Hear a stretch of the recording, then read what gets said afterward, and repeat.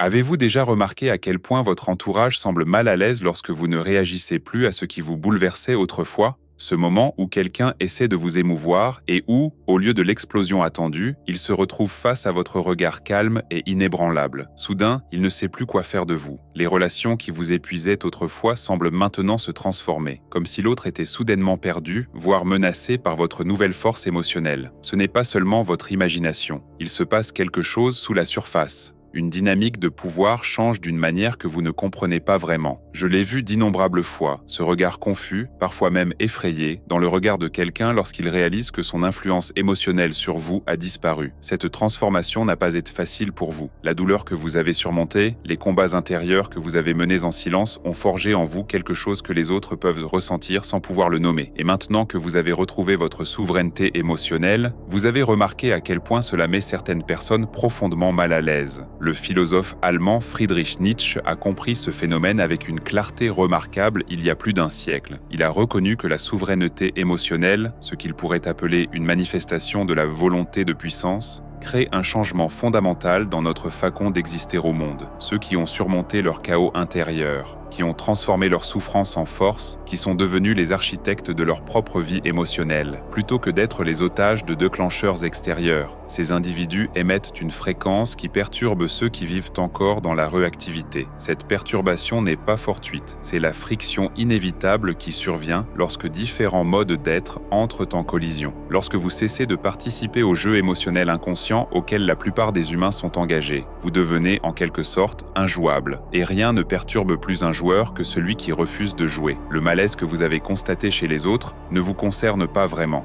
Il s'agit de ce que vous représentez, une possibilité qu'ils désirent et redoutent à la fois. Votre force émotionnelle reflète leurs propres blessures non traitées, leurs propres réactions non examinées, leurs propres schémas inconscients. Vous êtes devenu la preuve vivante qu'une autre façon d'être est possible, et cela les confronte à un choix qu'ils ne sont peut-être pas prêts à faire. Le choix entre une familiarité confortable avec leur souffrance ou l'inconnu de la liberté émotionnelle qui exige d'assumer pleinement leur monde intérieur. La plupart des gens, comme l'observait Nietzsche, préfèrent rester confortablement dans leur souffrance familiale, plutôt que de risquer le vertige de la véritable liberté. La société a créé des mécanismes élaborés pour nous maintenir émotionnellement dépendants et réactifs. Dès l'enfance, nous sommes conditionnés à rechercher une validation extérieure, à craindre le rejet et à nous définir à travers l'opinion des autres. Le système éducatif, les médias et même les structures familiales récompensent souvent la conformité et la prévisibilité émotionnelle, tout en punissant subtilement la souveraineté émotionnelle. Nous apprenons très tôt qu'avoir les bonnes réponses émotionnelles, celles qui maintiennent l'ordre social, apportent l'acceptation, tandis que les réponses émotionnelles authentiques qui remettent en question le statu quo engendrent l'isolement. Ce conditionnement est si profond que la plupart des gens ne le remettent jamais en question. Ils partent simplement du principe que vivre à la merci de facteurs externes et de l'opinion d'autrui est tout simplement la nature humaine, plutôt qu'un phénomène culturellement conçu pour créer des citoyens gérables et prévisibles.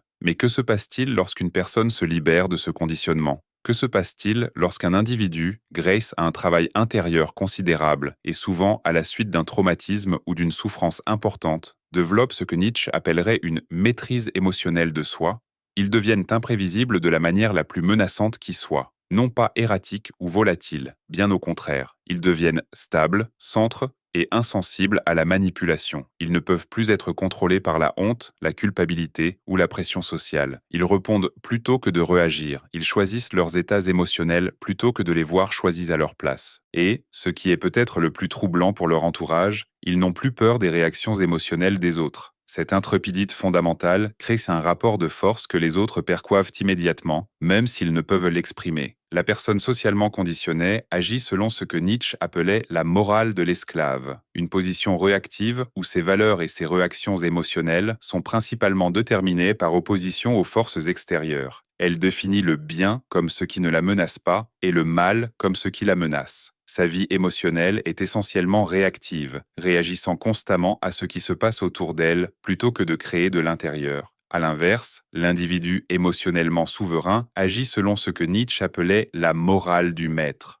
non pas au sens de dominer les autres, mais au sens de maîtriser son propre espace intérieur. Il crée des valeurs en position de force plutôt qu'en réaction. Sa vie émotionnelle est génératrice plutôt que réactive, jaillissant de son propre centre plutôt que d'être déclenchée de l'extérieur. Je dois m'arrêter ici et vous poser une question directe. L'avez-vous ressenti, ce changement subtil mais indéniable dans la façon dont les autres réagissent à votre égard une fois que vous avez cessé d'être émotionnellement manipulable? Ce moment où vous avez réalisé que votre nouvelle force émotionnelle était en réalité une menace pour ceux qui s'étaient habitués à vos anciens schémas. Si cela ressonne avec votre expérience, vous n'êtes pas seul dans ce cheminement. Des milliers de personnes qui nous regardent en ce moment ont traversé le feu de leur propre reconstruction émotionnelle et en sont ressorties comme quelque chose de nouveau, quelque chose qui ne cadre plus parfaitement avec les rôles que d'autres leur avaient assignés. Si cela vous parle, partagez simplement dans les commentaires. J'ai dépassé leurs besoins de ma faiblesse. Vos mots pourraient être exactement ce dont quelqu'un d'autre a besoin pour comprendre sa propre expérience. Et peut-être plus important encore, reconnaître publiquement cette transformation devient un acte d'appropriation de votre évolution plutôt que de la cacher pour mettre les autres à l'aise. Cette transformation que vous avez subie représente ce que Nietzsche décrivait comme une partie du chemin vers l'Ubermensch ou surhomme. Non pas un surhumain au sens physique du terme, mais un individu qui transcende les limites conventionnelles, en particulier les contraintes émotionnelles et psychologiques qui enferment la plupart des gens dans des schémas réactifs. L'Ubermensch crée ses propres valeurs plutôt que de les hériter sans discernement de la culture ou de la religion. Ils assument la responsabilité de leur vie émotionnelle plutôt que de blâmer les circonstances ou les autres pour leurs émotions. Ils transforment la souffrance en force plutôt que de l'utiliser comme justification à la stagnation ou à l'amertume. Ce saut évolutif ne se produit pas d'un coup, mais se déploie à travers ce que Nietzsche a décrit comme les 3 métamorphoses de l'esprit. Il y a d'abord le chameau, le stade, où nous portons sans nous poser de questions le poids des valeurs culturelles et du conditionnement émotionnel. Nous portons consciencieusement les fardeaux imposés par la société, la religion et la famille, ignorant souvent nos propres réactions authentiques au profit de ce qu'on nous a dit être approprié ou attendu.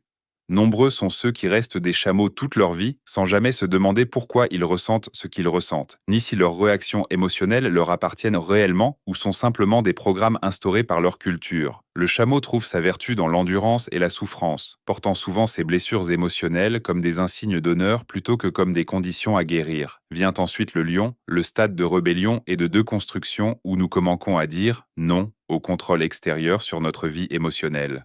Le lion rugit contre la manipulation, rejette la culpabilité comme mécanisme de contrôle et refuse de participer aux jeux émotionnels qui définissaient autrefois leurs relations. Ce stade est souvent déclenché par un traumatisme, une trahison ou une profonde désillusion qui brise notre ancienne vision du monde. La force du lion réside dans sa capacité à détruire les vieilles valeurs qui regissaient autrefois ses réactions émotionnelles. Mais le lion ne peut que détruire, il ne peut pas encore créer. Nombreux sont ceux qui développent une force émotionnelle qui reste à ce stade du lion, définie par ce qu'il rejette plutôt que par ce qu'il crée. Enfin, émerge l'enfant, stade de la créativité authentique et de la souveraineté émotionnelle. S'étant débarrassé du fardeau du chameau et libéré des contraintes contre lesquelles le lion luttait, l'enfant représente un nouveau départ, la capacité de créer des valeurs et du sens dans l'innocence et l'authenticité plutôt que par la réaction ou la rébellion. À ce stade, l'individu émotionnellement souverain n'a plus besoin de lutter contre le contrôle extérieur, car il a établi son propre centre de gravité interne. Ses réactions émotionnelles naissent de ce centre plutôt que d'être déclenchées de l'extérieur. Ils ont dépassé l'acceptation aveugle et le rejet réactif pour accéder à un espace de création authentique. Le malaise que vous suscitez chez les autres lorsque vous atteignez ce stade d'évolution émotionnelle témoigne en réalité de votre croissance. Vous êtes devenu ce que Nietzsche pourrait appeler un esprit libre. Quelqu'un qui s'est libéré des schémas émotionnels conventionnels qui rendent la plupart des gens prévisibles. Votre liberté confronte les autres à leur propre manque de liberté, votre souveraineté met en évidence leur propre dépendance émotionnelle, et votre calme intérieur rend leur réactivité d'autant plus apparente. Cela crée une profonde dissonance que beaucoup ne peuvent résoudre qu'en s'éloignant de vous ou en essayant de vous ramener à d'anciens schémas où ils se sentaient plus à l'aise. Les mécanismes psychologiques à l'origine de ce malaise sont fascinants. Lorsqu'une personne s'est habituée à communiquer avec vous à travers vos blessures, lorsqu'elle a appris précisément sur quel bouton appuyer pour obtenir des réponses prévisibles de votre part, votre guérison émotionnelle bouleverse tout son modèle relationnel. Soudain, ces actions ne produisent plus les résultats escomptés. Cela crée ce que les psychologues appellent la dissonance cognitive, un état de malaise mental qui survient lorsque la réalité ne correspond pas à nos attentes ou à nos croyances. On résout généralement la dissonance cognitive de 2 manières, en adaptant ses croyances à la réalité ou en tentant de la faire correspondre à ses propres croyances. Malheureusement, la plupart des gens optent inconsciemment pour la seconde option. Plutôt que de reconnaître et de respecter votre évolution émotionnelle, ils redoublent d'efforts pour vous pousser à bout. Ils peuvent vous pousser plus fort ou plus fréquemment, espérant ainsi dépasser vos nouvelles limites. Ils peuvent devenir de plus en plus provocateurs, tentant de vous forcer à revenir à des schémas réactifs familiers. Ils peuvent utiliser des tactiques de manipulation émotionnelle comme la culpabilité, la honte ou le gaslighting pour vous faire remettre en question votre nouvelle façon d'être. Ou bien ils peuvent simplement se replier sur eux-mêmes, sentant intuitivement que l'ancienne dynamique relationnelle n'est plus viable, mais manquant du vocabulaire émotionnel nécessaire pour en établir une nouvelle. Cette réaction n'est ni calculée ni malveillante pour la plupart des gens, elle est inconsciente. Ils ne pensent pas. La force émotionnelle de cette personne me menace, alors je dois la saper. Ils ressentent plutôt un malaise inexpliqué et tentent instinctivement de revenir en terrain connu. Votre souveraineté émotionnelle a créé ce que les thérapeutes des systèmes familiaux appellent une pression homéostatique. La tendance du système à résister au changement et à maintenir ses schémas habituels, même lorsque ces schémas sont dysfonctionnels. Tout système relationnel développe un équilibre, même si cet équilibre est malsain. Lorsqu'une personne modifie significativement sa participation à ce système, cela crée une pression sur tous les autres, les poussant soit à changer eux aussi, soit à forcer la personne modifiée à reprendre son ancien rôle. On observe clairement cette dynamique dans les familles où l'un des membres commence à guérir d'un traumatisme infantile ou d'une dépendance. Plutôt que de célébrer cette guérison, la famille s'efforce souvent inconsciemment de la saboter, non par cruauté, mais par une profonde volonté systémique de maintenir des schémas habituels. La même dynamique se retrouve dans les amitiés, les relations amoureuses et même les relations professionnelles. Lorsque vous ne manifestez plus les réactions émotionnelles que les autres attendent de vous, lorsque vous ne vous mettez plus sur la défensive face aux critiques, ne vous effondrez plus sous la pression, n'explosez plus dans une colère prévisible ou ne recherchez plus la validation par des moyens familiers, vous forcez tout votre entourage à se comporter différemment envers vous. Ce besoin de changement crée de la résistance. Cette dynamique comporte également un élément plus profond, plus fondamental. La réactivité émotionnelle crée une vulnérabilité et cette vulnérabilité peut être exploitée. Lorsque quelqu'un sait précisément comment vous blesser, vous contrôler ou influencer votre état émotionnel, il exerce un certain pouvoir sur vous. Votre souveraineté émotionnelle reprend possession de ce pouvoir. Vous n'êtes plus contrôlable de la même manière, et cela représente une perte pour ceux qui, consciemment ou inconsciemment, tiraient un sentiment de sécurité ou de supériorité de leur capacité à influencer votre état émotionnel. Votre force ne les gêne pas seulement, elle modifie fondamentalement la dynamique de pouvoir entre vous. Le concept nietzschéen de volonté de puissance offre ici une perspective profonde. Contrairement à une idée recuée, la volonté de puissance ne consiste pas principalement à dominer les autres, mais à développer sa propre maîtrise créative et ses capacités. Pour Nietzsche, le pouvoir s'exprime le plus purement non pas par le contrôle des autres, mais par la maîtrise de son propre territoire, notamment de ses pensées, de ses émotions et de ses réactions. En développant cette maîtrise de soi, on se retire naturellement des jeux de pouvoir avec les autres. On n'a plus besoin de les contrôler, car on a établi un contrôle sur soi-même. Ce retrait des luttes de pouvoir crée en réalité un autre type de déséquilibre de pouvoir. Notre non-participation au jeu change la donne. Examinons comment cela se manifeste dans des relations auparavant caractérisées par la manipulation émotionnelle. Peut-être aviez-vous un parent capable de susciter la culpabilité, un partenaire capable de provoquer vos inquiétudes, un ami qui minait subtilement votre confiance en vous, ou un collègue qui pouvait facilement vous mettre sur la défensive. Ces dynamiques relationnelles reposaient sur une réactivité émotionnelle prévisible. Lorsque vous développez votre souveraineté émotionnelle, ces schémas familiers disparaissent. Les culpabilisations parentales tombent à plat. Les provocations du partenaire rencontrent un détachement serein. Les commentaires sapants de l'ami ne portent plus leurs fruits et les tentatives du collègue de vous mettre sur la défensive rencontrent une réponse sereine.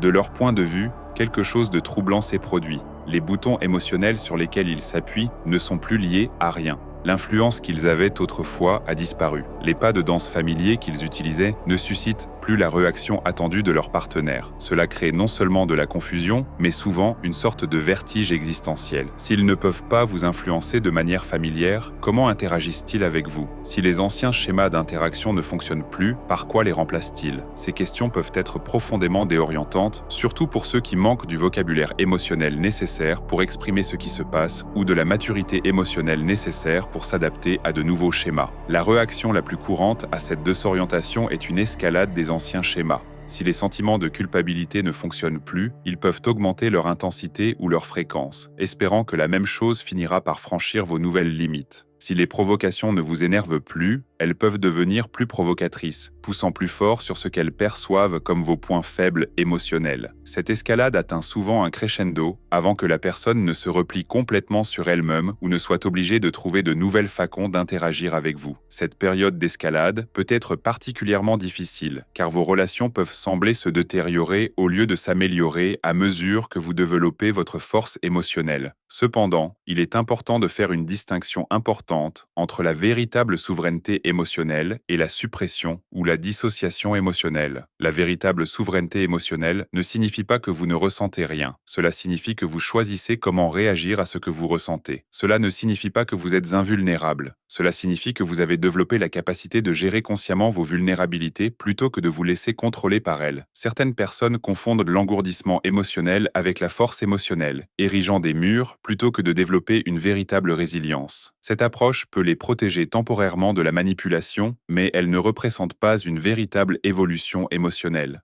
L'individu émotionnellement souverain reste ouvert, réceptif et profondément sensible, mais il a développé la capacité de choisir ses réponses plutôt que de les voir choisies à sa place. Cette distinction devient cruciale lorsqu'il s'agit de gérer ses relations pendant et après son évolution émotionnelle. Si vous vous êtes simplement enfermé, les relations deviendront forcément distantes et déconnectées. En revanche, si vous avez développé une véritable souveraineté, les relations peuvent se transformer plutôt que de se terminer pour évoluer vers des liens fondés sur le respect mutuel et l'échange authentique plutôt que sur des schémas émotionnels inconscients. Cette transformation exige de la patience, le temps que les autres s'adaptent à votre nouvelle façon d'être, et de la clarté pour établir et maintenir des limites qui protègent votre souveraineté émotionnelle sans exclure inutilement les autres. Le concept nietzschéen de amor fati, l'amour du destin, offre une orientation pour cette période de transition difficile. Amor fati implique non seulement d'accepter, mais d'accepter tout ce qui arrive dans la vie, y compris les difficultés et la souffrance, comme des composantes nécessaires de votre cheminement. Appliqué aux relations en transition, cela signifie accepter que l'inconfort, la résistance, voire l'hostilité que vous pourriez rencontrer chez autrui lors du développement de votre souveraineté émotionnelle, ne sont pas des obstacles à éviter, mais font partie intégrante du processus. Ces réactions ne vous arrivent pas, elles se produisent pour vous, offrant des opportunités de renforcer votre souveraineté, de clarifier vos limites et de déterminer quelles relations ont la capacité d'évoluer avec vous. Cela ne signifie pas tolérer les abus, ni persister dans des relations qui compromettent constamment votre bien-être. L'amor fati n'est pas une résignation passive, mais une acceptation active. Aimer le défi lui-même plutôt que de simplement le subir. Parfois, la plus haute expression de cet amour consiste à reconnaître qu'une relation a rempli son rôle dans votre évolution et à lui permettre de prendre fin. Toutes les relations ne sont pas destinées à survivre à votre transformation. Certaines connexions existent précisément pour catalyser votre croissance jusqu'à leur dissolution. La personne émotionnellement souveraine le comprend et peut se libérer des relations avec gratitude plutôt qu'avec amertume, en reconnaissant leur rôle dans le schéma plus large de son développement. Pour que les relations puissent évoluer avec vous, la période d'adaptation exige de la compassion, tant pour vous-même que pour les autres. Votre entourage traverse lui aussi un défi de croissance en s'adaptant à votre nouvelle façon d'être. Il est confronté aux limites de ses propres schémas émotionnels et à la possibilité d'une nouvelle façon d'interagir. Cette confrontation crée une opportunité d'évolution même si ce n'était pas votre intention. En maintenant votre souveraineté émotionnelle par la compassion plutôt que par la supériorité ou le jugement, vous créez un espace où les autres peuvent commencer à remettre en question leur propre conditionnement émotionnel et envisager des alternatives. Cette souveraineté compassionnelle représente ce que Nietzsche pourrait considérer comme une expression supérieure du pouvoir. Non pas le pouvoir sur les autres, mais le pouvoir avec eux, créant les conditions d'une croissance mutuelle possible. Il ne vous appartient pas de gérer les réactions émotionnelles des autres à votre évolution, ni de rendre leur processus de croissance confortable. Mais aborder la transition en étant conscient de ce que les autres peuvent vivre vous permet de réagir avec des limites appropriées et de la compassion plutôt qu'une défense réactive ou une contre-attaque. La mise en œuvre pratique de cette approche nécessite de développer ce que l'on pourrait appeler l'intelligence émotionnelle de l'intelligence émotionnelle. Une métaconscience non seulement de vos propres schémas émotionnels, mais aussi de la façon dont ces schémas changeants affectent les systèmes relationnels qui vous entourent. Cette conscience vous permet d'anticiper et de gérer la résistance que vous rencontrerez sans vous laisser influencer. Lorsque quelqu'un tente de réveiller en vous d'anciennes réactions émotionnelles, vous pouvez reconnaître qu'il s'agit d'une réaction systématique naturelle, plutôt que d'une attaque personnelle. Cette reconnaissance vous permet de rester centre plutôt que de vous laisser entraîner dans de vieux schémas de réactivité. La communication devient particulièrement importante pendant cette période de transition. Bien que vous ne puissiez pas contrôler la réaction des autres à votre évolution émotionnelle, vous pouvez être clair sur ce qui se passe en vous. De simples énoncés de limites et d'intentions peuvent parfois faciliter la transition. Je m'efforce de répondre plutôt que de réagir. J'ai besoin de temps pour digérer la situation avant de réagir. Ou je remarque que je me sens déclenché et je veux le comprendre avant de m'engager.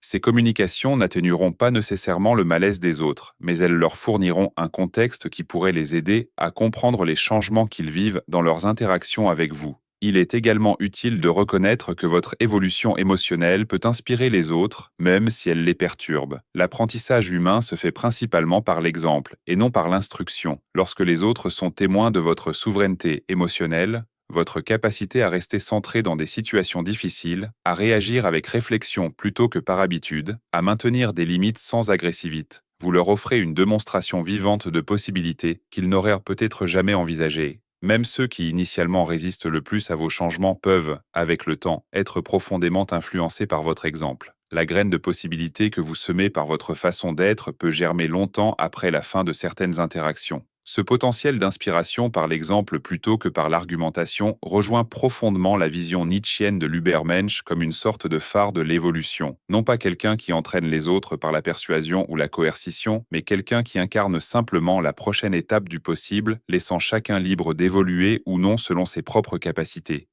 Cette approche exige de la patience et la volonté de laisser les autres évoluer à leur propre rythme.